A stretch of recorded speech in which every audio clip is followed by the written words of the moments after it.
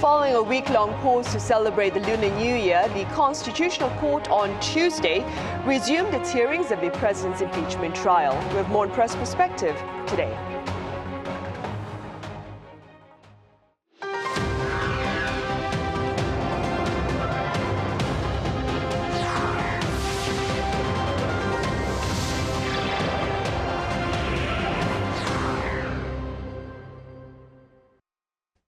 Hello and welcome. It's Wednesday, February 5th here in Seoul, and you're watching Press Perspective.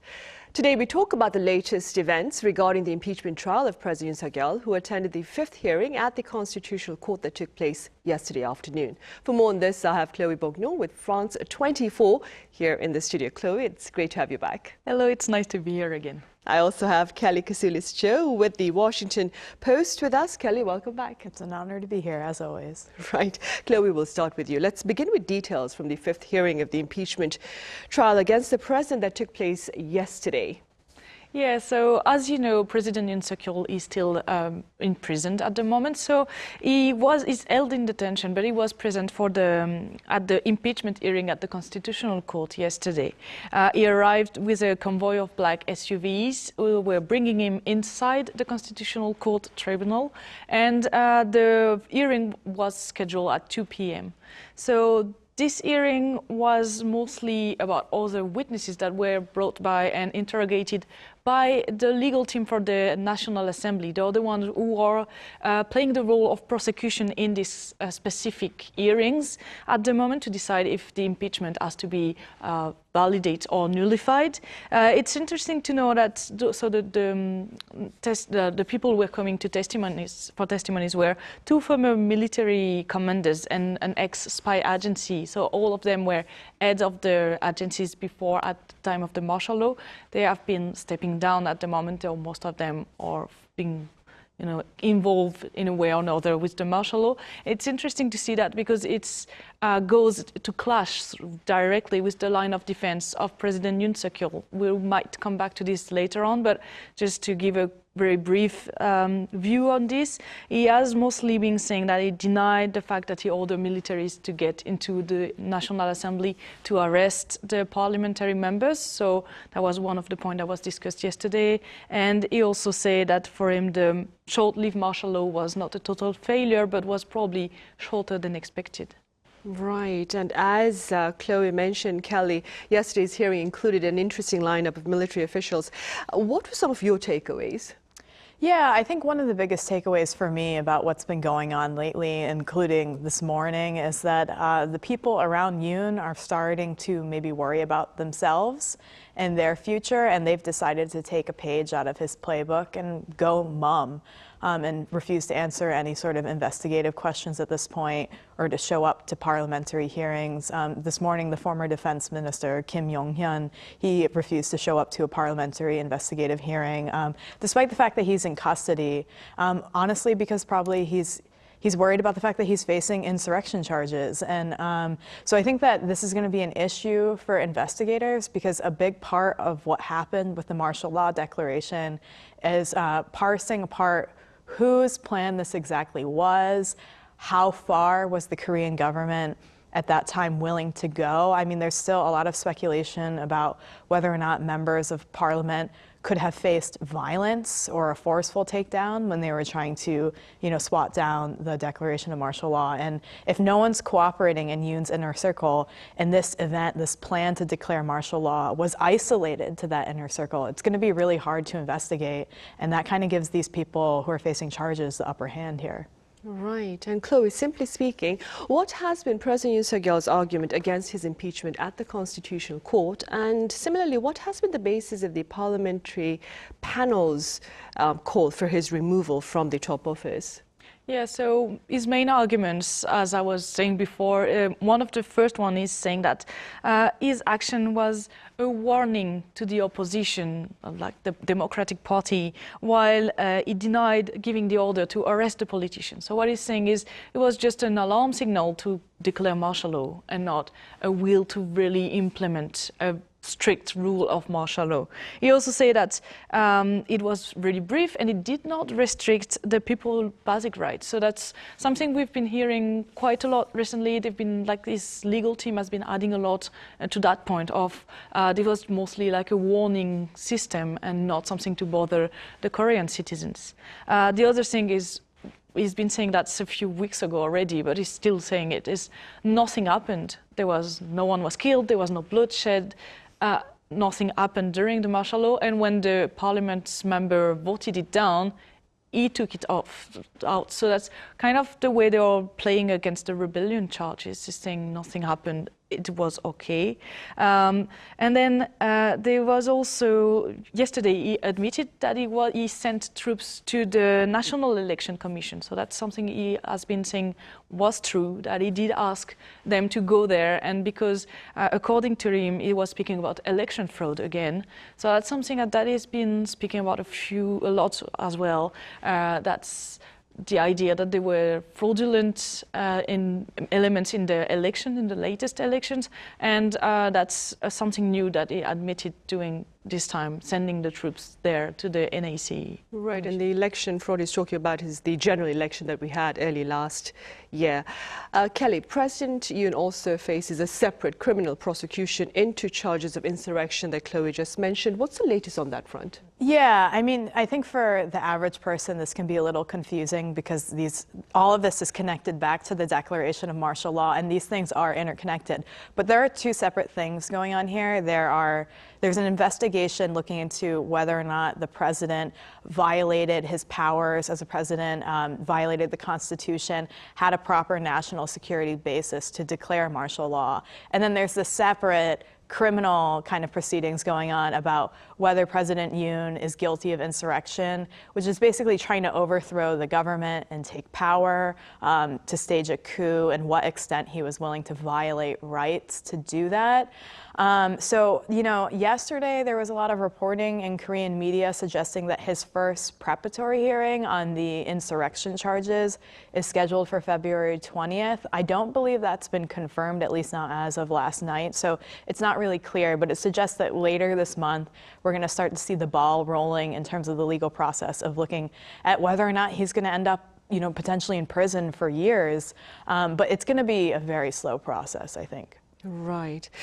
Chloe, against this backdrop, supporters of the impeached president have been staging rallies, big and small, vowing to stand by his side.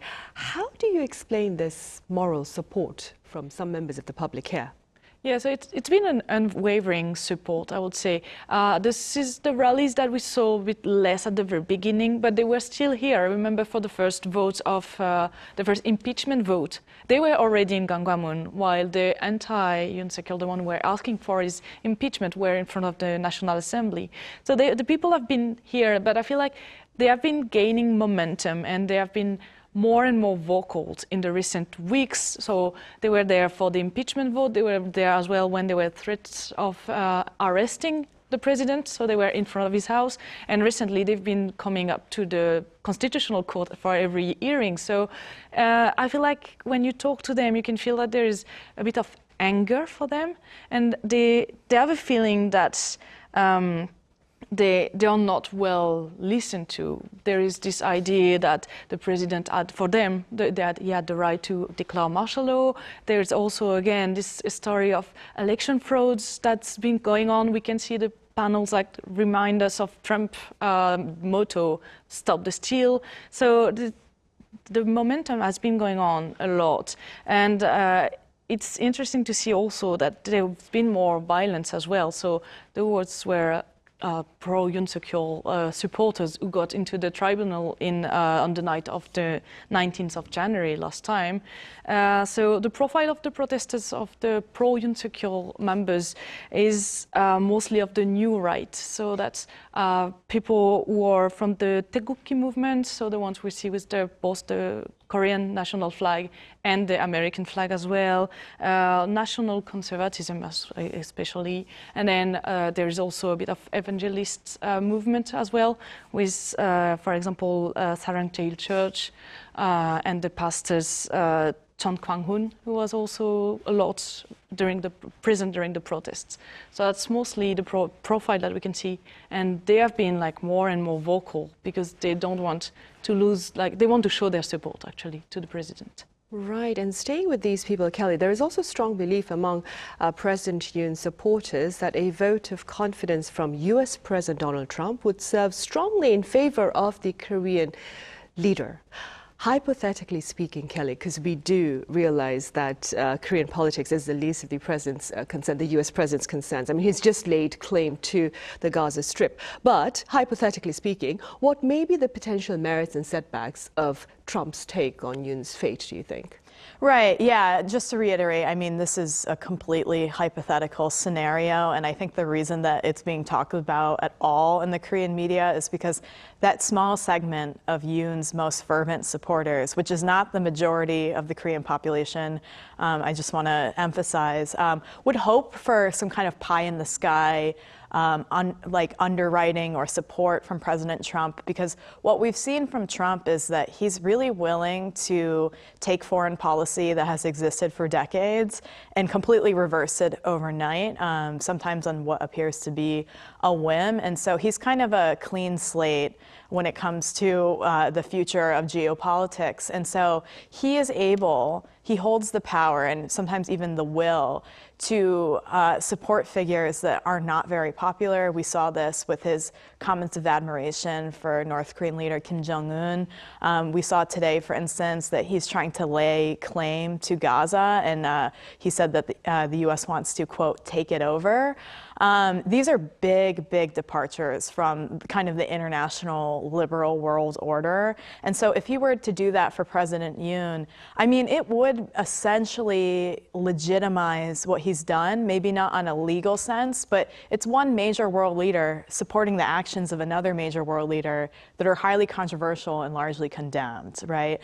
So in terms of that small faction that would want something like that, it is beneficial because it creates confusion among the public about what a world leader is supposed to be doing with his nation as a modern head of democracy.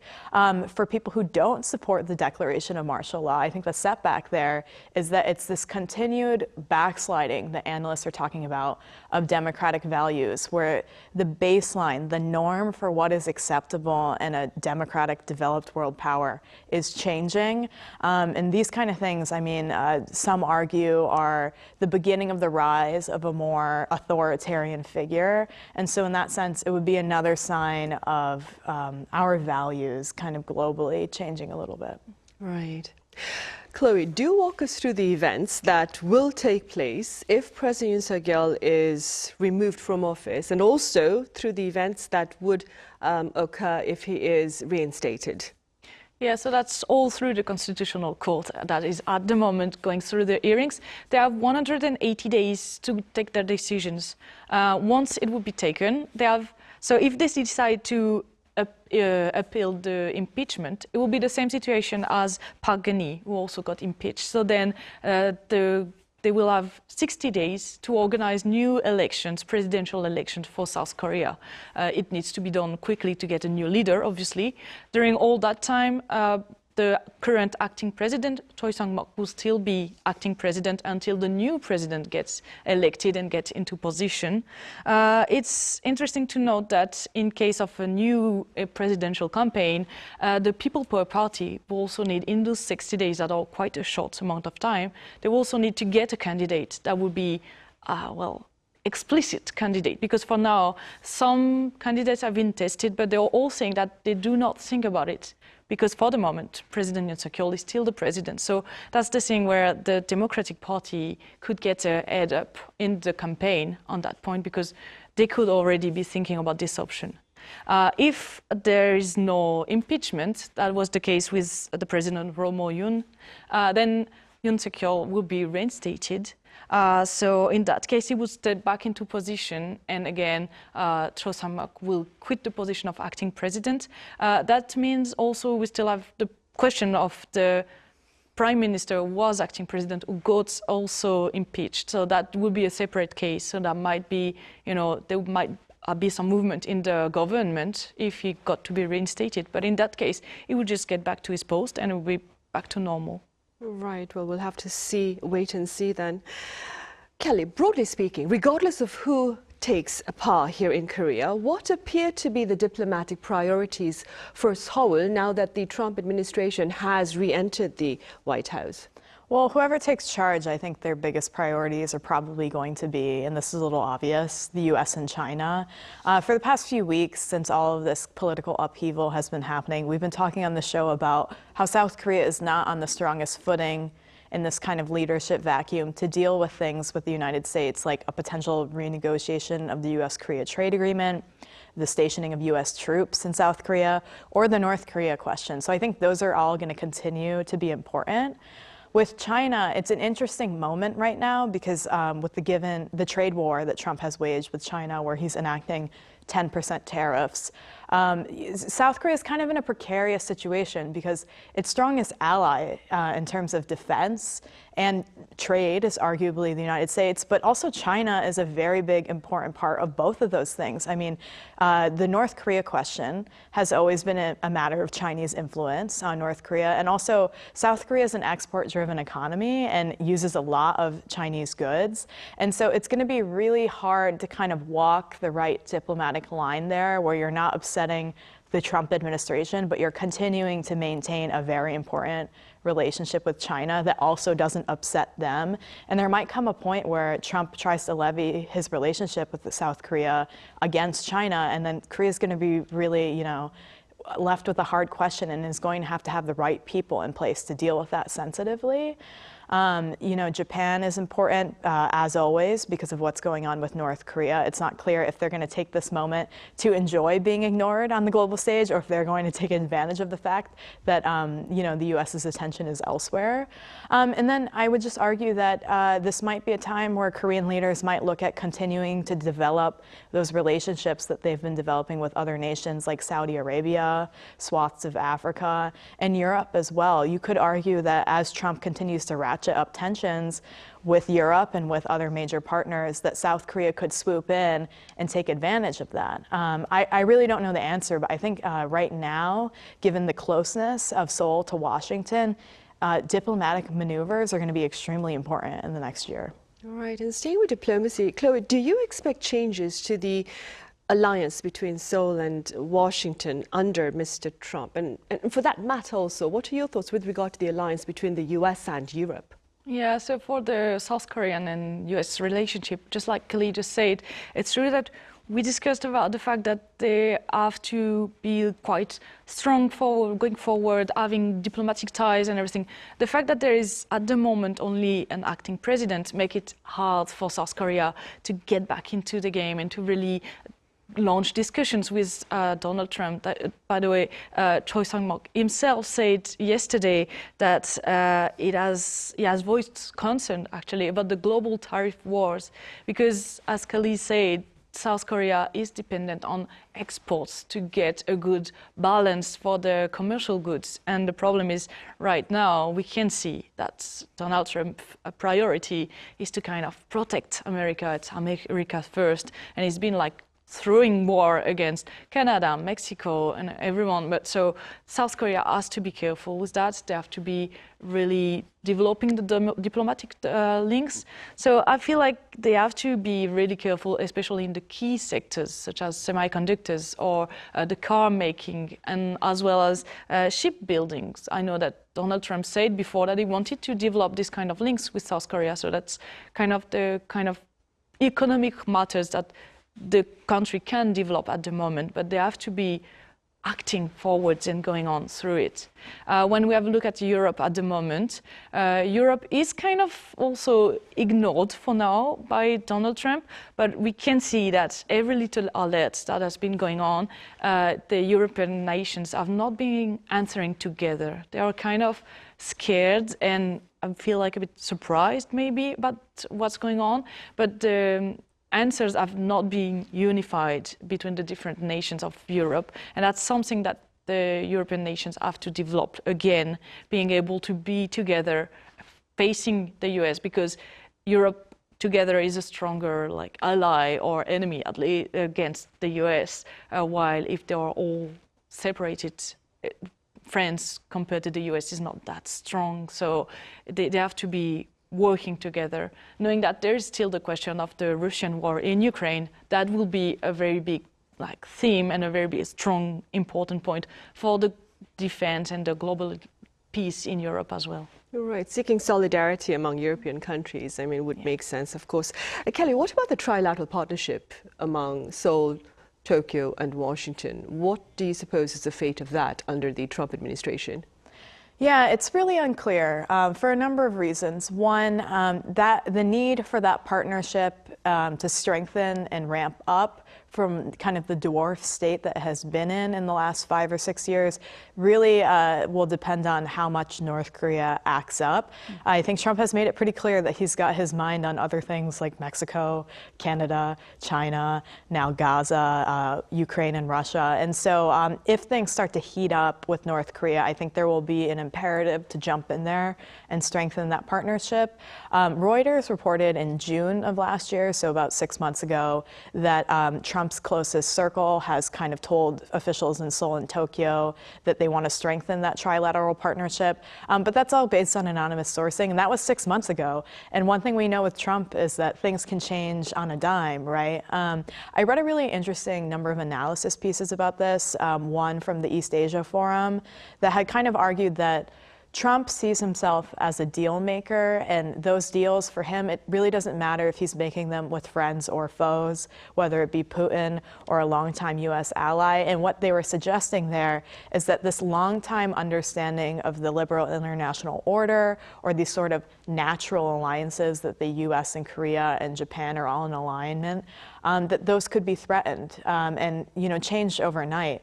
I mean, this morning we saw that, right? President Trump basically reversed a decades-long U.S. stance that Gaza is part of this two-state solution where Palestine and Israel are supposed to have their own kind of sovereign, autonomous places where they can govern their people. And now he's saying he wants to clear that place out, displace 2.2 million people, and let the U.S. take it over, whatever that means. And this was all just the way that this was said, so vaguely, without any clear detail of how it would be executed, or really any indication of how serious he is, I think shows that point that this analysis piece was trying to make, which is things can change instantly, and we'll have to see how things develop and whether he actually follows through on the things that he's been saying the last 6 or 7 months. Right, and for sure Trump's claim to Gaza Strip in itself is also a topic that we can probably discuss later on. All right, Kelly, as always, thank you very much for your time and your thoughts. And Chloe, thank you very much for your insights. Thank you. Right, well, on that note, we end Wednesday's edition of Press Perspective. We return same time tomorrow with a look at Korea's defense industry and more. Do join us then.